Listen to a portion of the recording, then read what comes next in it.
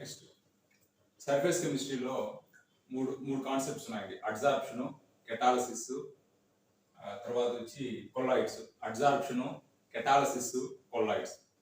ఇప్పుడు మనం కొల్లాయిడ్స్ గురించి చూస్తే మామూలుగా సొల్యూషన్స్ మనం 3 types గా చెప్తాం. There are 3 types of solutions. True solutions, colloids and suspensions. True solutions, colloids, suspensions. ఇప్పుడు వాటర్లో షుగర్ వేసారు అనుకోండి, వాటర్లో షుగర్ వేయండి, అది ట్రూ సొల్యూషన్. షుగర్ వేసారు అనుకోండి, మామూలుగా మనం ఐడెంటిఫై చేయలేదు వేసినట్లు కూడా, అంత ఎగ్జాక్ట్గా ఉంటాయి ట్రూ సొల్యూషన్స్, అది ట్రూ సొల్యూషన్. ఇప్పుడు కొల్లాయిడ్స్ నేను ఎగ్జాంపుల్స్ చెప్తాను. సస్పెన్షన్ తీసుకోండి, వాటర్లో ఎసిగేసారు అనుకోండి, అది సస్పెన్షన్. వాటర్లో షుగర్ వేస్తే అది ట్రూ సొల్యూషన్, వాటర్లో ఎసిగేస్తే అది సస్పెన్షన్. సో కొల్లాయిడ్స్ మనం డిఫరెంట్ టైప్స్ ఆఫ్ కొల్లాయిడ్స్ చూడబోతున్నాం. అండర్స్టాండింగ్ పర్పస్ ఈ 3 గుర్తుంచుకోండి. ఫస్ట్ పార్టికల్ సైజ్ చూస్తే, ఈ పార్టికల్ సైజ్ని బట్టే మనం సొల్యూషన్ కొల్లాయిడా లేకపోతే ట్రూ సొల్యూషన్ సస్పెన్షన్ అని డివైడ్ అని నిర్ణయిస్తాం. ఒక పార్టికల్ యొక్క సైజుని బట్టే మనం ఆ సొల్యూషన్ ట్రూ సొల్యూషనా సస్పెన్షనా కొల్లాయిడా అని చెప్తాం. ట్రూ సొల్యూషన్ అయితే పార్టికల్ సైజు 1 nanometer అంటే తక్కువ ఉంటుంది. True solution has particle size less than 1 nanometer. అదే కొల్లాయిడ్స్ అయితే 1 to 1000 nanometers ఇన్ బిట్వీన్ ఉంటుంది. 1 nanometer to 1000 nanometers. ఏదైనా ఒక సొల్యూషన్ లో ఈ పార్టికల్ సొల్యూట్ అంటారు.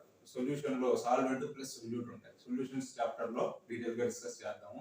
సాల్వెంట్ లో సొల్యూషన్ లో సాల్వెంట్ సొల్యూట్ అని ఉంటాయి. ఎక్కువ అమౌంట్ లో ఉండేది సాల్వెంట్, తక్కువ అమౌంట్ లో ఉండేది సొల్యూట్. సో ఇక్కడ ఈ సొల్యూట్ పార్టికల్ అనేది 1 nanometer కంటే తక్కువ ఉంటే అది ట్రూ సొల్యూషన్. 1 nanometer నుంచి 1000 nanometers మధ్యలో ఉంటే అది కొల్లాయిడల్ సొల్యూషన్. అట్లా కాకుండా 1000 nanometers కంటే ఎక్కువ ఉంటే, 1000 nanometers కంటే ఎక్కువ ఉంటే అది సస్పెన్షన్ గా చెప్తాం. 1000 nanometers కంటే ఎక్కువ ఉంటే అది సస్పెన్షన్ గా చెప్తాం. Next visibility. ఇప్పుడు గ్లాస్ లో వేసారనుకోండి, షుగర్ వేసారనుకోండి, గ్లాస్ వాటర్ లో షుగర్ వేసారు. If I added sugar to the glass of water, మనం ఐడెంటిఫై చేయలేం. సో విజిబిలిటీ లేదనే చెప్పాలి. So no visibility, visibility no. Okay, కొల్లాయిడ్లు ఏంటంటే ఈ పార్టికల్ సైజ్ వచ్చేసి ట్రూ సొల్యూషన్ కి సస్పెన్షన్ కి మధ్యలో ఉంటాయి. కొల్లాయిడ్ లో పార్టికల్ సైజ్ అనేది ట్రూ సొల్యూషన్ కి సస్పెన్షన్ కి మధ్యలో ఉంటుంది. సో ఈ కొల్లాయిడ్ పార్టికల్ గా మనం చూడాలి అనుకుంటే మనం అల్ట్రా మైక్రోస్కోప్ యూజ్ చేసి చూడొచ్చు అనమాట. అల్ట్రా మైక్రోస్కోప్ లో నుంచి సొల్యూషన్ గా మనం చూసాం అనుకోండి, దాంట్లో సొల్యూట్ పార్టికల్స్ మూవ్ అవుతా కనిపిస్తాయి. So we can observe the particles in a colloid by using the ultra microscope. So we can see the visibility by using the ultra microscope. Ultra microscope. ఇక్కడ visibility yes, suspension yes చేశారు అనుకోండి glass లో, మన కళ్ళతో చూడొచ్చు. So visibility అనేది yes. So repeat చేస్తున్నాను, particle size true solution కి 1 nanometer కంటే తక్కువ ఉంటుంది. అదే కొల్లాయిడ్ అయితే 1 nanometer నుంచి 1000 nanometers మధ్యలో ఉంటుంది. సస్పెన్షన్ కి 100 nanometers కంటే ఎక్కువ ఉంటుంది. విజిబిలిటీ ట్రూ సొల్యూషన్ లో ఉండే సొల్యూట్ పార్టికల్స్ మనం చూడలేము. ఇక్కడ ఏంటంటే మనం వాటర్ లో షుగర్ వేస్తే ఆ వాటర్ నుంచి మనం సాల్వెంట్ అంటాము, ఆ షుగర్ నుంచి మనం సొల్యూట్ అంటాం. ఆ సొల్యూట్ మనం చూడలేము, కాబట్టి విజిబిలిటీ నో అని చెప్తాం. అదే కొల్లాయిడ్ అనుకోండి, నేను అల్ట్రా మైక్రోస్కోప్ సహాయంతో ఆ పార్టికల్స్ ని చూడొచ్చు. మూడు కూడా సొల్యూషన్స్. ఓకేనా. సస్పెన్షన్ లో గ్లాస్ వేసుకేస్తే మనం దాన్ని కళ్ళతో చూడొచ్చు. సో సస్పెన్షన్ లో విజిబిలిటీ మనం ఎస్ అని చెప్తాం. Next separation with the filter paper. Separation 2 రకాలుగా అండి. ఫస్ట్ ఏంటంటే ఒకటి ఫిల్టర్ పేపర్ తో చేస్తున్నాను, 2 మెమ్బ్రేన్స్ ఉపయోగించి చేస్తున్నాను. ఫిల్టర్ పేపర్ అంటే మామూలు ఫిల్టర్ పేపర్. అదే మెమ్బ్రేన్స్ అనుకోండి, అవి చాలా ఎఫెక్టివ్ గా ఉంటాయి. చాలా ఎఫెక్టివ్ గా ఉండి చిన్న పార్టికల్ కూడా ఫిల్టర్ చేయగలుగుతాయి. చాలా ఎఫెక్టివ్ గా ఉండి చిన్న పార్టికల్స్ కూడా ఫిల్టర్ చేయగలుగుతాయి. So efficiency wise, performance wise ఏది బెటర్ అంటే అల్ట్రా ఫిల్టరేషన్, మెమ్బ్రేన్స్ బెటర్ అండి. మెమ్బ్రేన్స్ బెటర్, చిన్న పార్టికల్స్ కూడా ఫిల్టర్ చేయగలుగుతాయి కాబట్టి మెమ్బ్రేన్స్ బెటర్. ఇక్కడ మనం సపరేషన్ చూస్తే with filter paper true solution ని ఏ విధంగానూ మనం సపరేట్ చేయలేము. ఈవెన్ విత్ ఫిల్టర్ పేపర్ ఉపయోగించిన దాంట్లో ఉండే అంటే చక్కెరని వాటిని సపరేట్ చేయలేము. చక్కెరని వాటిని తీసుకొని ఫిల్టర్ పేపర్ మీద పోస్తే ఆటోమేటిక్గా వచ్చేస్తాయి. ఆ చక్కెర బాగా కరిగిపోయి ఉంటుంది, అది కూడా వచ్చేస్తుంది నీకు. అదేం సపరేట్ కాదు. ఈవెన్ నువ్వు మెమ్బ్రేన్ వాడినా అది సపరేట్ కాదు. అదే చెప్తున్నాము, even separation with filter paper no, ultra filtration use చేసినా కానీ ఇది సపరేట్ అనేది కాదు. ఇక్కడ మీరు కొల్లాయిడ్కి వస్తే మామూలు ఫిల్టర్ పేపర్తో అది సపరేట్ కాదు. కానీ నువ్వు అల్ట్రా ఫిల్టర్ పేపర్ వాడామనుకోండి, అది సపరేట్ కాదు. సో ఇది ఎక్కువ important point. So separation wise చూస్తే ట్రూ సొల్యూషన్ సపరేట్ కాదు. బట్ కొల్లాయిడ్ మనం నార్మల్ ఫిల్టర్ పేపర్ తో సపరేట్ చేయలేము. కానీ అల్ట్రా ఫిల్టర్ పేపర్ని ఉపయోగించి మనం కొల్లాయిడ్ ని సపరేట్ చేయొచ్చు. నెక్స్ట్ వస్తే సస్పెన్షన్. ఈ సస్పెన్షన్ చూస్తే ఫిల్టర్ పేపర్ తో సపరేట్ చేయొచ్చు. ఫిల్టర్ పేపర్ తోనే మనం సపరేట్ చేయగలిగినప్పుడు అల్ట్రా ఫిల్టర్ పేపర్ తో ఇంకా ఈజీగా సపరేట్ చేయొచ్చు. సో నేను ఇక్కడ రెండింటికి ఎస్ అని రాస్తాను. Yes yes. సో ఫిల్టరేషన్కి వచ్చినప్పుడు నార్మల్ టూ సొల్యూషన్ ఏ విధంగా సపరేట్ చేయలేము. ఈవెన్ ఫిల్టర్ పేపర్ ఉపయోగించి కానీ మెంబ్రేన్ ఉపయోగించి కానీ కొల్లాయిడ్ ని నార్మల్ ఫిల్టర్ పేపర్ ఉపయోగించి సపరేట్ చేయలేము. కానీ అల్ట్రా ఫిల్టరేషన్ ఉపయోగించి సపరేట్ చేయొచ్చు.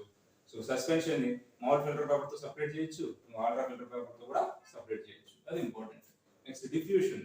డిఫ్యూషన్ అంటే హై కాన్సంట్రేషన్ నుంచి లో కాన్సంట్రేషన్ కి పార్టికల్స్ వెళ్ళడం అంటే. డిఫ్యూషన్ అంటే హై కాన్సంట్రేషన్ నుంచి లో కాన్సంట్రేషన్ కి పార్టికల్స్ వెళ్ళడం. ఇది టూ సొల్యూషన్స్ లో ఉంటుంది. డిఫ్యూషన్ హైగా ఉండదు.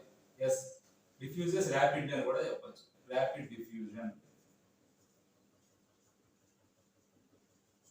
టూ సొల్యూషన్స్ లో దీన్ని మనం ర్యాపిడ్ డిఫ్యూజన్ గా చెప్పొచ్చు. టూ సొల్యూషన్స్ ర్యాపిడ్ డిఫ్యూజన్ చూపిస్తాయి.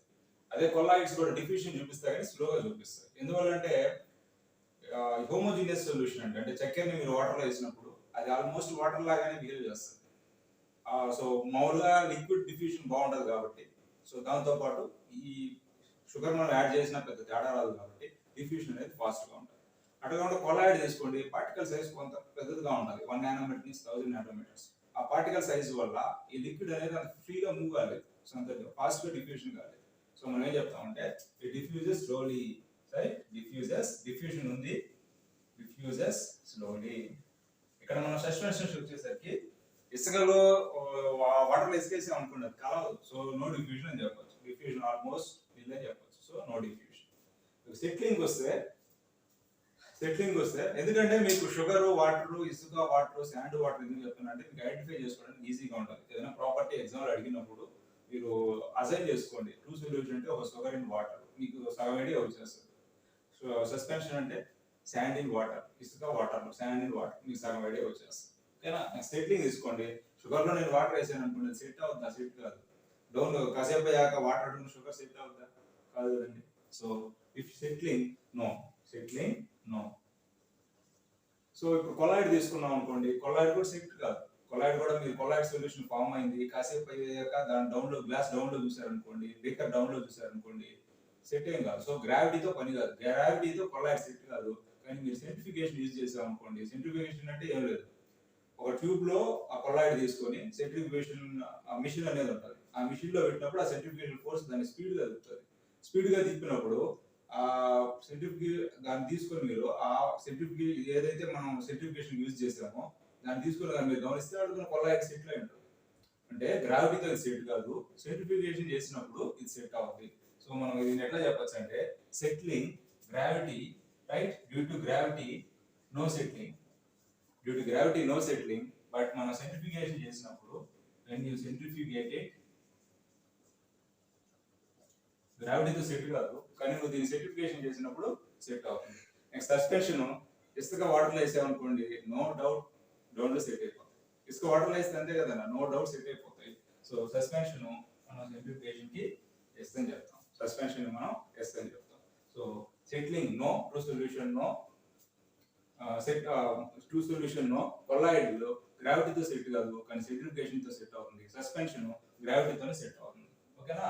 సస్పెన్షన్ గ్రావిటీతోనే సెట్ అవుతుంది. So this is the settling property. Next nature చూసుకోండి. నేచర్ చూస్తే true solution homogeneous in nature. Okay, ఇక్కడ రాయండి. Nature true solution homogeneous in nature, but colloidal solution heterogeneous in nature. Suspension కూడా heterogeneous in nature. True solution homogeneous in nature, colloid homogeneous in nature, but suspension heterogeneous in nature. Next Tyndall effect, Brownian movement అంటే Tyndall effect అనేది light scattering effect అండి. Light scattering effect ఇప్పుడు మనం ఒక window తీసినప్పుడు sunlight పడినప్పుడు particles మనకి కనబడతాయి. అట్లాంటిదే టిండాల్ ఎఫెక్ట్ కూడా, దాని లైట్ స్కాటరింగ్ ఎఫెక్ట్. అట్లాంటిది కూడా సొల్యూషన్స్ లో కొల్లాయిడ్స్ లో కనబడుతుందండి. టూ సొల్యూషన్ లిక్విడ్ లాగే బిహేవ్ చేస్తుంది.